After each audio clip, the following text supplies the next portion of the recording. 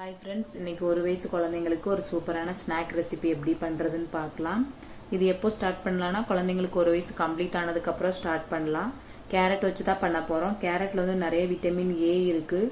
முக்கியமாக குழந்தைங்களோட immunity power வந்து அதிகமாகும். குழந்தைங்களோட கண்ணுக்கு ரொம்ப நல்லது. அவங்களோட ஸ்கின் நல்லா க்ளோவாகும். போன் டெவலப்மெண்ட்டுக்கு சப்போர்ட் பண்ணும். சீக்கிரம் செரிமானம் ஆயிரும். அவங்களோட வெயிட்டும் அதிகமாகும்.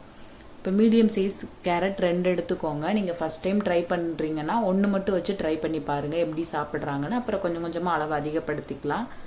நல்லா வாஷ் பண்ணிவிட்டு தோல் சீவிட்டு இந்த மாதிரி கட் பண்ணிடுங்க. இந்த மாதிரி நீளமாக கட் பண்ணும்போது பார்க்கவும் நல்லாயிருக்கும். குழந்தைங்களும் சாப்பிடுவாங்க விரும்பி.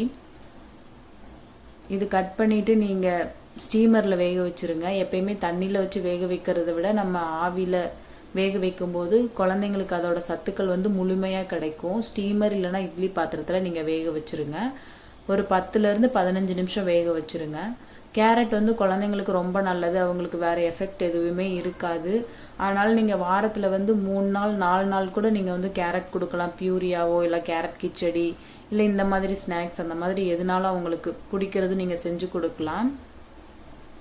நல்லா வேக வச்சதுக்கப்புறமா ஒரு 1/4 டீஸ்பூன் அளவுக்கு பட்டர் சேர்த்துக்கோங்க. நான் நிறையா தான் போட்டிருக்கேன், ஆனால் நீங்கள் ரொம்ப கம்மியாக சேர்த்துக்கோங்க. ஒரு வயசுங்கும் போது கொஞ்சம் கம்மியாக தான் கொடுக்கணும்.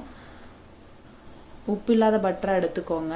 பட்டரை நல்லா உருக்கிட்டு அதில் வேக வச்ச கேரட்டை ஆட் பண்ணிடுங்க. அது கூட கொஞ்சமாக வெல்லம் இல்லைனா நாட்டு சர்க்கரை சேர்த்து நல்லா மிக்ஸ் பண்ணிடுங்க. அதாவது 2 பக்கமும் நல்லா ரோஸ்ட் ஆகிற அளவுக்கு இது பண்ணிடுங்க. ஃபஸ்ட் டைம் கொடுக்கும்போது கொஞ்சமாக கொடுத்து பாருங்கள் குழந்தைங்க எப்படி சாப்பிட்றாங்க அப்படின்னு சொல்லிட்டு.